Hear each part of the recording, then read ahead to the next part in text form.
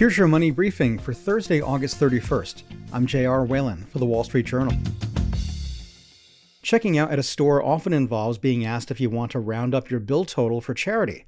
Consumers say they're annoyed by the constant requests, yet many wind up donating anyway. Wall Street Journal reporter Rachel Wolfe looked into this and joins me. So Rachel, why do we see these rounding up requests in so many places? They're proliferating because they really work. Roundup requests and other checkout donations raised over $749 million in 2022 for various charities. And so more nonprofits and stores have wised up to the fact that it can be a really effective fundraising tactic while beefing up their philanthropic bona fides. That's a lot of money they've raised, but why are people annoyed by these requests? I mean, if I'm not interested, I can just say no and move on, right? It's a little bit more complicated than that. People are starting to feel a bit manipulated by what they see as a barrage of requests. First, it was prompts to tip, now requests for charity.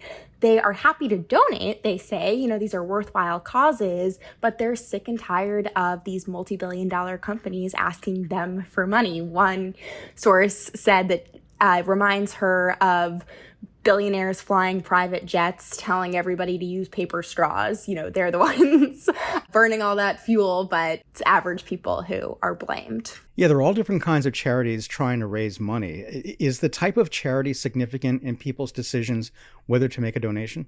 People like it when a store has a connection with the charity. So Lowe's did a partnership with low-income home repair organization Rebuilding Together because building supplies. PetSmart has PetSmart Charities, which helps fund adoptions and pet care for low-income pet owners. So people said that they like it when it's clear what the relationship is between the organization and the charity. Those tend to do a little bit better. But is there a guilt factor at work here? Let's say I'm checking out at a store and I have the option of donating to maybe Save the Kids or End Poverty Now. I might think about clicking decline, but I also might fear about getting some sort of side eye from the cashier. How do other people feel?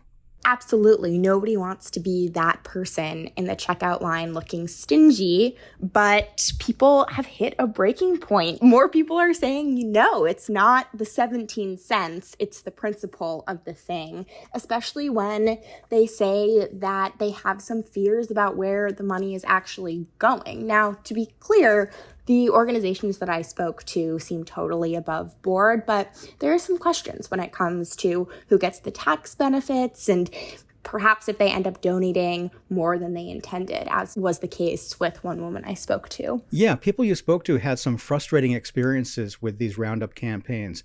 What do they tell you? One woman at Rite Aid, she began to notice that all of her receipts were coming out even dollar amounts, even though she hadn't clicked round up. When she asked the checkout clerk what was going on, the clerk told her that she had been enrolled in automatic donations for KidSense, which is a subset of the Rite Aid Foundation. And so every time she checked out for Band-Aids or picking up a prescription, the total was automatically rounded up. And she thought that wasn't that big of a deal until she tried to unenroll herself and found that she couldn't. She ended up moving all of her prescriptions over to CVS because she was so upset by the experience. Rite Aid said that all donations go to help support underprivileged children and that customers who are trying to opt out can call Rite Aid customer support. Now, you mentioned a tax benefit earlier.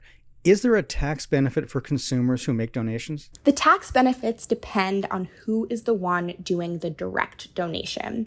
In some cases, that is the consumer, such as when you're donating directly to the charity in the pin pad, which is the case at PetSmart where you're donating directly to PetSmart charities. In that case, you would be eligible for a tax write-off per IRS rules. However, if the company is the one making the donation on your behalf, then they would technically be eligible per IRS rules. Not every company takes advantage of that tax write-off. I spoke to Stop and Shop about their program, and they said that they did not get any tax benefits, but it is allowed per IRS filing guidelines. You know, Rachel, big picture, I have to wonder if all these charity prompts have an impact on how people think about all of their charity giving.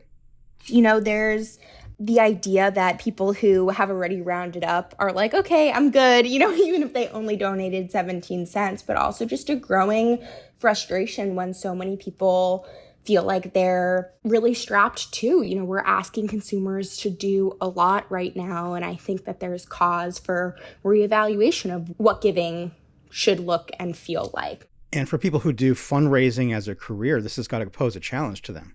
It does. I spoke to some experts in the space who were really worried by what they described as growing frustration and fatigue with these requests. They rely on their corporate partnerships, including these checkout campaigns, for as much as half of their operating dollars. And these are organizations that are doing really good and important work. So there's definitely a problem. That's Wall Street Journal reporter Rachel Wolfe. And that's it for your Money Briefing. Today's show is produced by Ariana Osperu with deputy editor Chris Zinsley. I'm J.R. Whalen for the Wall Street Journal. We'll be back tomorrow morning. Thanks for listening.